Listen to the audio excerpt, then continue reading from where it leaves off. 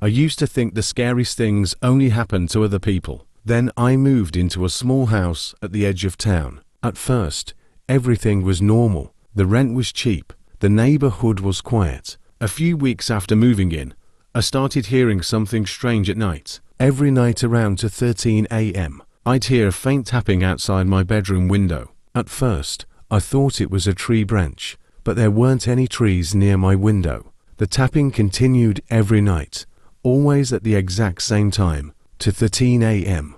One night, curiosity got the better of me. I pulled back the curtain. Nothing, just darkness. I stood there for several seconds before returning to bed. A few days later, I mentioned it to my neighbor. The moment I described the tapping, his face changed. "You hear it too?" he asked. I laughed nervously. "What do you mean, too?" He stared at me for a second before looking away. "Never mind." Then he quickly changed the subject. That night, I couldn't stop thinking about his reaction. Around 13 a.m., the tapping started again. Something was different. There was a voice, a whisper. "Open the window." My entire body went cold. I slowly sat up in bed. The voice came again. "Open the window." It sounded like a woman, almost friendly, but something felt wrong. I grabbed my phone and turned on the flashlight. The whispering stopped immediately. The next morning, I checked outside. There were footprints beneath my window.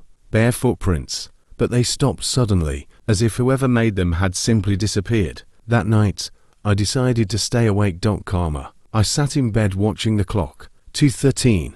The whisper returned. "Open the window." My heart pounded. Karma. Then I heard something else. Karma. Scratching. Slow scratching against the glass. I forced myself to look. What I saw still gives me nightmares. A woman was standing outside. At least, I think it was a woman. Her hair covered most of her face, and she wasn't blinking. She was smiling.